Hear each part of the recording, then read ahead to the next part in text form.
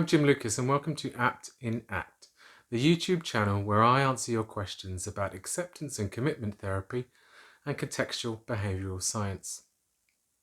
In this episode, I'm going to talk about cognitive diffusion. As you'll probably know, cognitive diffusion is one of the 6 behavioural processes in psychological flexibility. It's part of the openness pillar, which means it's closely related to willingness or acceptance. But more about that later. So what is cognitive diffusion? Cognitive diffusion is a process that addresses the struggles that you have with your thoughts. Many of our thoughts are helpful and many of them are unhelpful. Unhelpful ideas tend to have too much control over how you operate. For example, your mind may worry that you aren't a very good practitioner. And if you get caught up or hooked by these thoughts, then you'll probably feel more tense, frustrated, or ashamed. When I have these feelings, and I get preoccupied with judgments about my skills, then I can lose track of where I want to go. When you get lost in your thoughts, it's called cognitive fusion. And when you fuse with your mind, it exerts more influence over how you do things. In contextual behavioural science, we are concerned with how you can predict and influence behaviour change. As you can see, we can predict that cognitive fusion may increase your distress and interfere with your performance. Cognitive defusion works to undermine fusion by altering the context, i.e. the environment where your thinking takes place. ACT predicts that by practicing cognitive diffusion, you can build up cognitive flexibility. In other words, you can get better at disengaging from unhelpful thoughts. So how do you diffuse from your thoughts? There are many cognitive diffusion techniques and exercises. When you're starting out, it's natural to wonder, what's the best diffusion exercise for someone with obsessive thoughts, with panic or depression?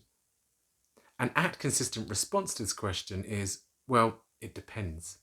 And to understand why it depends, it first helps to understand 2 things. What is functional contextualism, and what are the sub-processes of cognitive diffusion? Functional contextualism, or FC, is the scientific philosophy that sits underneath ACT and CBS. The truth of FC is that you can only understand the helpfulness of a behaviour once you know the context. Without knowing the background, you neither comprehend why you are doing something or whether it has worked. If I was to say to you the best diffusion exercise to use with OCD is leaves on a stream, then I may not be correct. Firstly, I know nothing about the person you're helping, what they want to accomplish, or how their obsessions influence their behaviour. In the book The Heart of ACT by Robin Walser, she talks about how there are 2 types of knowledge, doing and reflecting. One only knows what the best cognitive diffusion technique is by doing it and then tracking what happens. I can theorise that this technique works best for that, which is informed by my learning history. My hypothesis may be correct, but being right is overrated. The spirit of ACT is in living from the feet up, not from the head down. Track your experience to learn what works.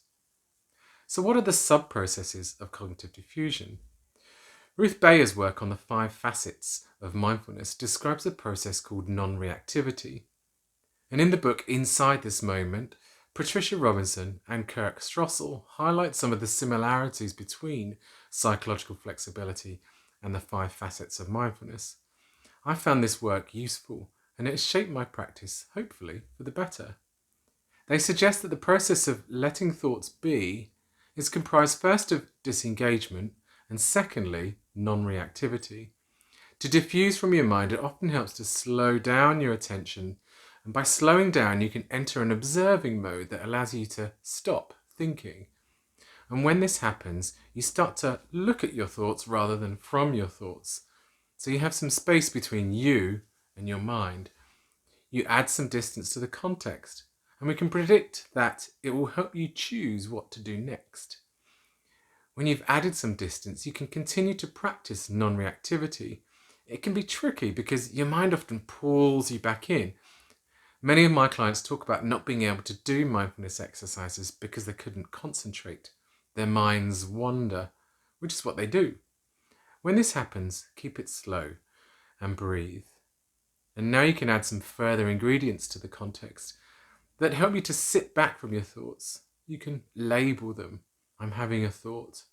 You can see the words on a computer screen moving up and down and left to right, changing size or colour, or sing the thoughts out to a loud, happy melody.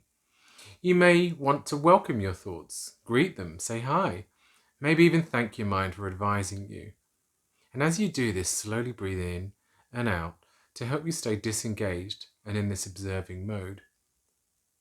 So how is willingness related to cognitive diffusion? Experiential avoidance is the opposite of willingness or acceptance, and fusion is the opposite of diffusion. Avoidance and fusion have similar functions because they close the door on discomfort.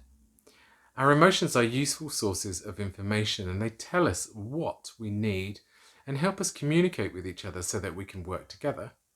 By routinely closing the door on your feelings, you deny yourself the opportunity to learn from them. Willingness and diffusion are tools that help you to be more open. When practiced, you get better at adapting to different situations.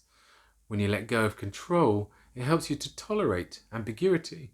It gives you the capacity to navigate complexity. In evolutionary science, it is called variability. Animals are more likely to survive and thrive when they adapt to their environment.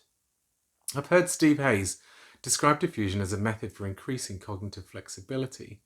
When you play around with the context, you take power out of your thoughts. You change how you relate to what's happening in your mind. And if you practice it regularly, you retain it. It becomes part of who you are.